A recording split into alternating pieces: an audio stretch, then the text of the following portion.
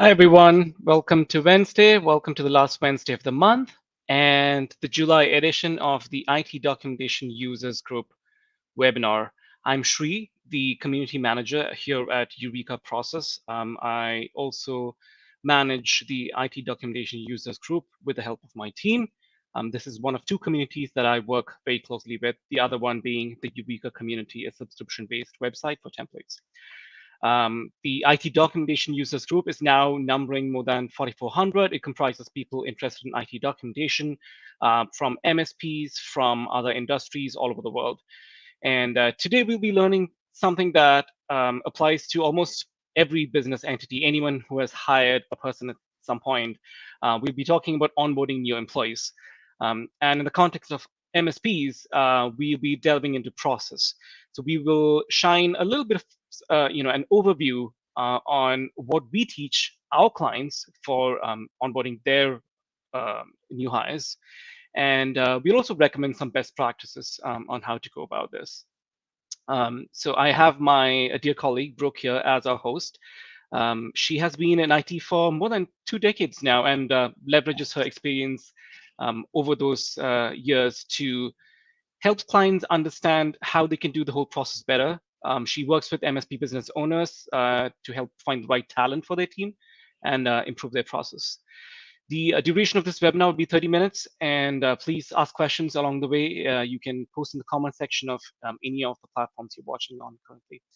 Brooke, could you give us a short intro of the exciting stuff you do with us here at Eureka Process, and we can just get straight into the presentation from there. For Eureka Process, the bulk of what I do right now is something that we call vScreening. It is where we go try to find specific people for specific MSP clients that we work with. And we have a very different tailored approach to that. That's several different pronged things that we have documented. It goes from the very beginning where we write a job ad all the way through to where we get a person recommended to one of our clients and then they hire that person. So it's a process that we do. We've hired more than 100 people at this point. It's specifically geared to the MSP space because that's the space that I'm in and the one I'm most familiar with. So I feel like that's my lane, my wheelhouse. And I feel we're pretty successful at it. And I really enjoy it. I like doing the interviews. It's very outside of my IT space, but I'd say I like to talk geek with people when I do the interview. So I really enjoy it. It's a people thing, and I like that part of it. Yeah. And I'm sure we'll delve into more aspects of this as we go through the webinar because it really weaves into that. But Absolutely. I'm always stunned by the sheer amount of work that Brooke does in terms of looking resumes because nothing is AI here. Everything is human vetted. So and Brooke does most of that. And now we've got an assistant as well. So Brooke has got help. Hey, so happy about that. Yes, so we there's no AI. Every resume is physically looked at by a person, by me, and now we have a new person that I'll be training for that to help with that. But everything is two eyes looking at it like a regular person. Wonderful. So let's hear about what this is all about. I mean, why should MSPs be worried about how they do this? Isn't it just hiring someone? Isn't just getting someone in the door and putting them to work? So for example, if it's us, if it's a recruiter, if it's whoever you're using, if it's you're doing it internally, that's just like that's the very first part. Hiring the person is, if you think about it, that's really the easy part. Getting somebody hired is the easier piece of the puzzle. The more difficult piece is you've got to get that person onboarded, and we need to make sure that we're onboarding them in a way that is consistent, that's documented, it's reproducible, and also that you're turning out happy employees. So there's a lot of different reasons why we want to make sure that we're doing it this way. So why have a process? I pulled some numbers this morning from one of the Gallup polls, Hmm. and your retention rate is about 82% if you have a really great documented onboarding. And that's the kicker right there because nobody wants to hire. You want people to get in there, you want them to stay, you want them to stick. And the one of the first ways that you have to do that, I call it roll out the red carpet for your new employees, is to make sure you have a really good onboarding process for them. Um, the other thing that's kind of funny is that same poll, only about 12% of the employees thought that they had a great onboarding process. So we're going to get to some things sort of towards the tail end of this of making sure that we've got that part covered. And then also talking about your onboarding is to make sure that you have it documented, but you want to make it varied as well. The average onboarding process, again, according to this poll, is there's about 54 different tasks and activities that a new employee has to take care of. So we want to make sure we have a wide range of those that goes to various parts of the company so that they feel like they're engaged and plugged in. Hmm. So that's sort of the why. Um, The leaky bucket syndrome is another reason that we want to make sure we have things documented, because when you have there's a child's game where it's a running game and you have a bucket and you have water in it and then you dump it in the next person's bucket and then the next person walks it down, and we use that sort of analogy to describe information. So I have an onboarding, I onboard Shri, I give him information. I'm like, all right, Shri, the next person that comes on board, you have to do that. If it's not documented, Shri is not going to remember everything that I told him. I want it done my way, but I don't have it documented. So I give Shri some information. He takes that, he goes and onboards the next guy. Then we tell that guy, you're going to do the next person. So then I've passed information to Shri. He didn't get all of it. Shri passes it to the next person. He didn't get all of it. And then by the time we get done and we've onboarded like the 17th person, I'm sitting at the top of the food chain. I'm like, what the what? This is not the Yeah, onboarding that I told y'all to do. yeah, Well, it's my fault because I didn't write it down. I yeah, didn't document the process. yeah. Another big thing is to leverage your PSA for this. I strongly recommend to run a project for a new onboarding, because you have various, and we're going to get to this as well. There are various phases of an onboarding that you need to cover, and there are tasks and tickets, etc. And I strongly recommend that you, like I said, leverage your PSA platform that you're using to make that happen. Yeah, it's like the corporate version of Simon Says. I mean, things Yeah. just change if you don't have it all written down. And then when does the onboarding process really start? I mean, a lot of people think in terms of when they walk in the door, or when they We have log in missed the on their boat. first day. We have Yeah. missed the boat if that's when we start the onboarding. So the onboarding literally starts, for example, I mean, because we call it, we eat our own dog food here. Eureka Process, we follow the same process that we teach to our clients. So the minute that, for example, Alan, he's the owner of our company here, he gets a signed agreement from somebody. For example, Megan is our new person. She said, okay, I've agreed. I'm going to sign the agreement. I want to be a new employee of Eureka Process. It starts right then. Like we make Hmm. the project that day, because there's a lot of pre-work that needs to be done. Yeah. There's accounting stuff that has to be done, HR paperwork. If you need, if it's people physically in the office, you might need, have them send over, a copy of their driver's license, Hmm. things that you're going to need for, your I-9 paperwork, that type of stuff. And then there's also in our space, in MSP space, there's licensing. Do you have enough licenses if you have your PSA and they're going to be Yeah. utilizing that email, different things like that. Yeah. Hardware setup, we are not a fan of having the tech prep their own equipment. We like it for them to be ready, for them to sit down and start doing the onboarding process, which includes a lot of different parts and pieces. We do not want them to have to build their own computer out of the gate and get Hmm. that set up. So we like to have those things there. We also recommend something called a crib sheet. It's just a Hmm. simple piece of paper that says these are your usernames, these are your passwords. I mean, they're going to have to reset them, yes, but it's just very easy for them to be able to sit down, log in, start working, resetting those passwords versus having to ask somebody or have somebody sit with them or whatever. And then also the welcome packet. You want them to feel welcome when they show up. Um, it can be as simple as, a little gift card to a local lunch Hmm. place to as Hmm. complex as, hold on one second, I'll get that question. Complex as some places that I've worked at before for field techs. That would Hmm. come on. I would do a gift bag. I'd give them like a multi-purpose tool, something like that, sort of like work-related stuff, and shirts, different things like that that you want them to be ready to go. Question: do you get concerned with new hires not showing up after you buy licenses and do all the setup work? Uh, if you've hired correctly, no. Um, so that's going to be the easy short answer on that one. If you hire somebody and they ghost you, you've got another problem because you still need to stay engaged with the person even after they've signed that agreement. For example, Megan that started, Alan, he was the person that said, hey, he negotiated or whatever. But once she signed that, it was my responsibility because she's my person to email her and say, hey, Megan, let's talk about your start date when you want to come in. I want to make sure you're here. We got to get it set up. So it was my Hmm. job to stay engaged with her until her actual start date occurred. So even after they sign the employment agreement and they're saying, yes, I want to be an employee at your company, someone else, if it's not that person, somebody has to stay engaged with that person. If their start date is 3 weeks out and you have no communication with them for 3 weeks, you are going to run the risk of them maybe Yeah. like, are these people real? Are they really hiring me or whatever? So you have to stay engaged with the person until the actual start date happens. Yeah, and Brooke is right about tying into what she was talking about on the previous slide. Having a project in PSA and about us doing literally the same process. We do get down into the details. So sign HR paperwork is not just one task on the list. We literally have multiple tickets depending on what paperwork we're talking about. We might have one for the HR benefits platform. We might have one for some other paperwork. Then you sign a release form. So everything needs to be documented. You need to have a checklist to make sure that everything's taken care of. And so when we do our projects, like that thing, that would be our Hmm. first phase. And then all of those things underneath it would be tickets. So that's why we really like to run those there. And for the various tasks, we use a documentation platform here. So we will tie in different links to those SOPs, et cetera, so that we're just going to update them in the documentation platform. So we don't have to redo the project template all the time unless I'm adding Right. a new part. So that way, if somebody opens it, here's my ticket, here's the link to go to my documentation platform. This is how I perform this step. Um, Next thing is week one. Day one's a big one. I tell people you need to put yourself in that person's shoes. A lot of times, if you're the owner or high up in the company, it's been a hot minute since you've changed jobs. Day one Hmm. at a job is super stressful. Changing jobs is stressful.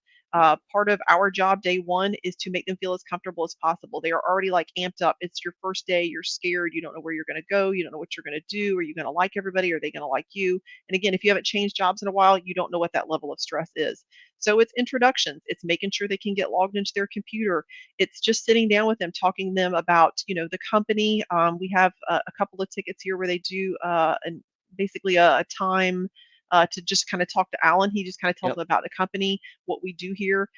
We have various tickets throughout this week one where the new person meets sort of everybody like what we'd consider a department head, so that they can learn about how all the gears turn together. And then we always try to have lunch together the first day.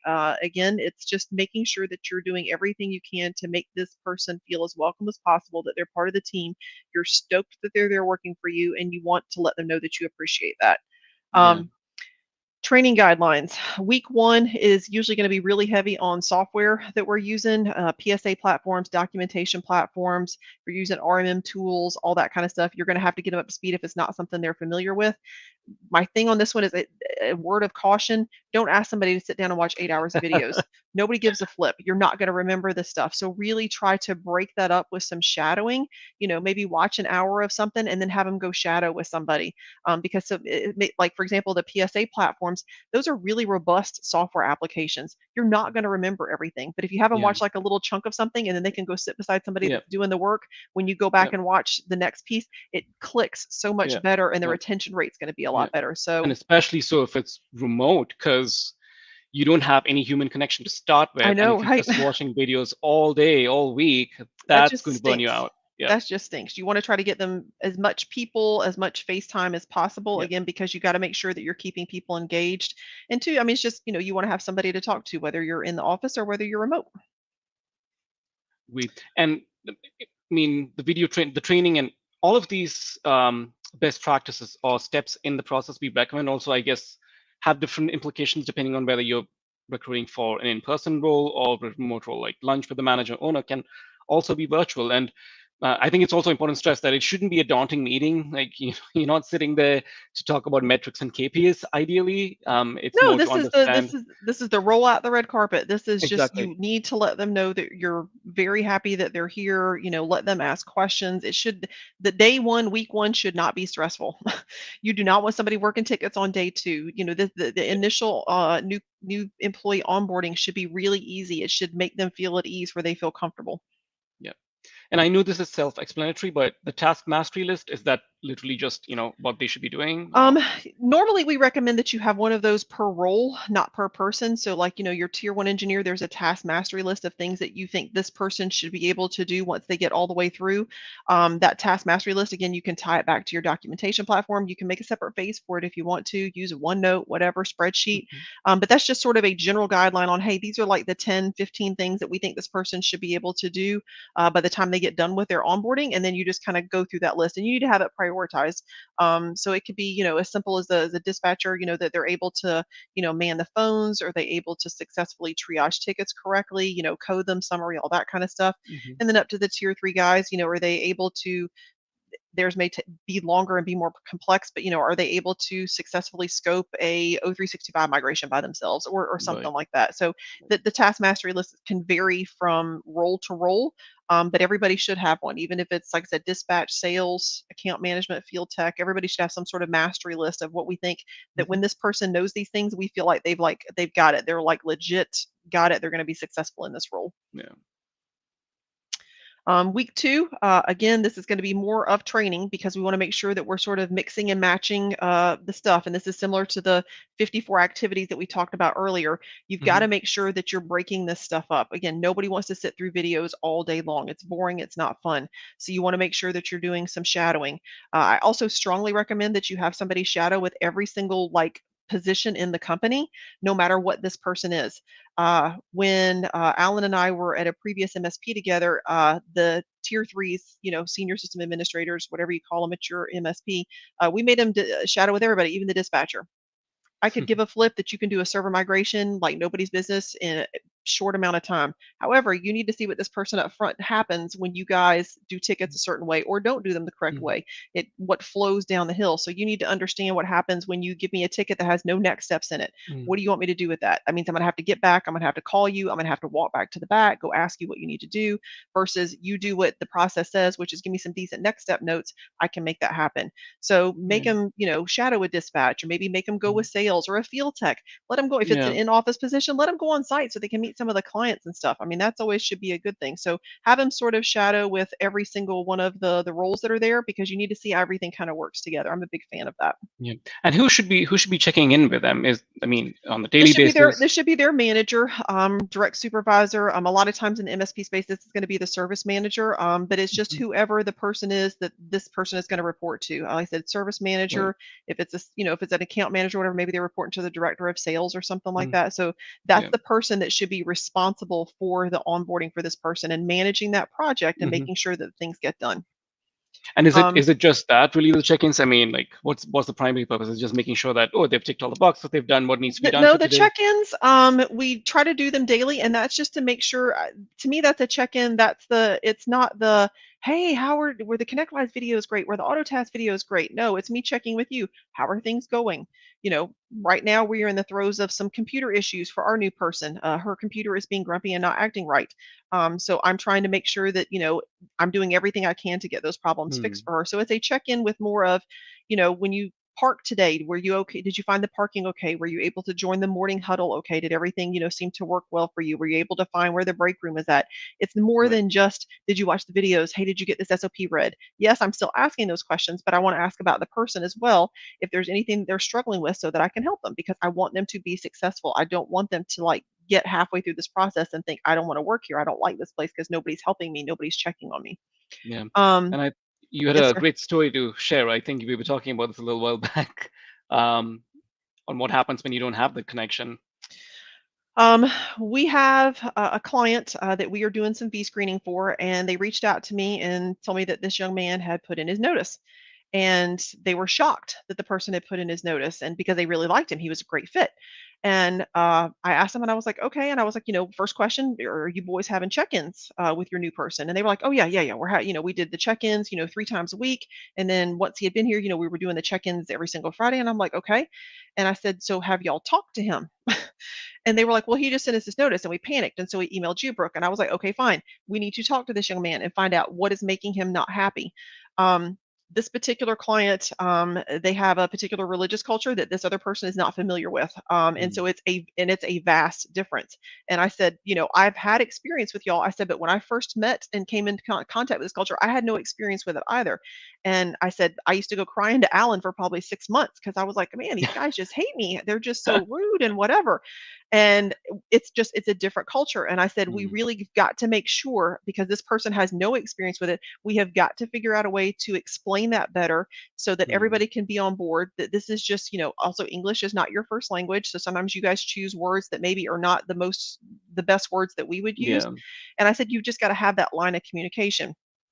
So now we've incorporated that into their onboarding process is there is actually a ticket in there to explain the culture, how it works, how we got here, and to make sure that we're having open and honest communication. So we did that.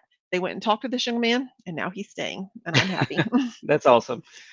And what changes we're talking about the first months. We've gone through the week one, we've gone through week two, and the last 2 weeks. Is it continuing So training? the last 2 weeks, I mean, you should be getting on the tail end of all of the training, and then we recommend something here. We call it reverse shadowing. So that's where I'm doing the driving, but I have somebody with me either physically or remoted in, and I am working tickets, but I have someone there to be able to answer questions to. I call it you hit a speed bump.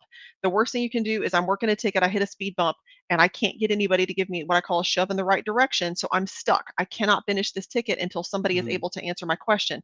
If I'm reverse shadowing somebody and you're on the call with me, I can say, I don't know what to do here, Shri. I'm stuck on this thing. And you can be like, Yeah. oh, okay, let me get you to this SOP. Let's go look at this thing over here in IT glue. And it's also a chance too to make sure that our stuff is tightened up. If something just doesn't, if it made sense to you when you wrote it, but it doesn't make sense to anybody else, and I'm like, I was like, I don't understand that part right there. It's not making sense Mhm. to me. And you're like, okay, maybe I need to clarify this a little bit more. Yeah. So it's a good chance, sort of a two-way thing is when you're doing the reverse shadowing, is to give somebody a shove in the right direction so they can finish the tickets because that's a sense of accomplishment for them when they're able to work those tickets to completion. And then also, like I said, just to make sure that any documentation we have for technical type issues and technical work, if we Mhm. need to tidy those up. And then again, you don't want to forget about the check-ins because now they're getting a little bit deeper into this situation where they're going to start, having to do some of the heavy lifting, I call it. So we want to Yeah. make sure again, do you have all the tools you need? Is there any of the software applications where you feel like you just, you didn't get enough help? Maybe we need to do some one-on-one Mhm. training, something not Mhm. makes sense, all those sorts of things. Um, and then week 4, or I break it down into phases because everybody kind of learns at a different pace. So week 4 or phase 4, that's where they're going to start working some tickets solo. There's a couple different things that we recommend here. We use something called the drip method, and that's where I'll give somebody one ticket. Here is a ticket. It is technically easy to solve. And I'm giving you a technically easy to solve ticket on purpose because technically you know how to fix it. What you don't know is our clients. You don't know our documentation platform. You maybe don't know the PSA. Maybe you don't know Yeah. our firewall stack, all those sorts of things. So the last thing I want to do is give you a really nasty technical ticket to go knock out when you don't know all of those other things. I'd rather give you a super easy one. Go fix that one. And then when you get done with it, you're going to come back and talk to me and we're going to run through that ticket and make sure, does the ticket look like it's good to go? Because there's other things that we put in our ticketing platforms, our PSAs, other than just fixing the problem.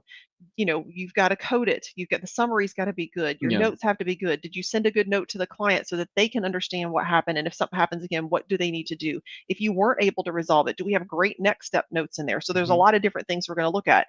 So they come back to me, we talk about it. It's great. We're high fiving. I'm going to go give them another ticket, and then they're going to go do another one.